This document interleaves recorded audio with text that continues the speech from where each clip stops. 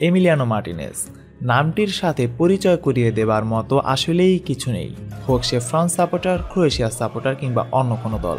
আর আর্জেন্টিনার সাপোর্টারদের কাছে এমিলিয়ানো মার্টিনেজকে নিয়ে কথা বলা মানে হলো মায়ের কাছে মামাবাড়ির গল্প করার মতো ব্যাপার।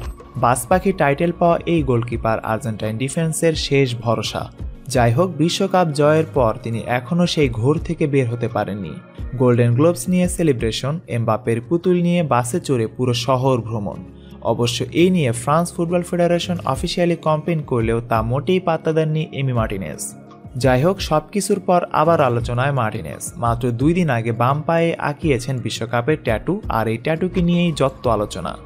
আর্জেন্টিনা ফ্রান্সের ফাইনাল ম্যাচের কথা নিশ্চয়ই মনে আছে আপনার।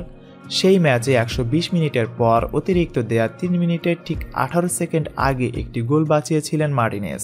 ফ্রেঞ্চ স্ট্রাইকার খোলো মুয়ানির এই গোলটি হলে খেলা আর টাই ব্রেকারে যেতই না। গোলটি সেভ করার জন্য মার্টিনেজ গোলপোস্ট থেকে কিছুটা সামনে এগিয়ে যান। বলে যথারীতি শটও করা হয়, কিন্তু মার্টিনেজের পায়ে লেগে তা আর গোল হয়নি। তো দেখতেই পাচ্ছেন, বল যেখানে লেগেছিল ঠিক সেই স্থানে এখন বিশ্বকাপ ট্রফি আঁকলেন মার্টিনেজ।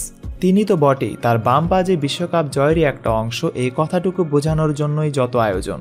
হিডেন মেসেজ দিয়ে এই কথাটি হেটার্সদের জানিয়ে দিলেন তিনি। সো ভিউয়ার্স, আপনি কি ভাবছেন? কমেন্টে জানাতে পারেন আপনার মতামত।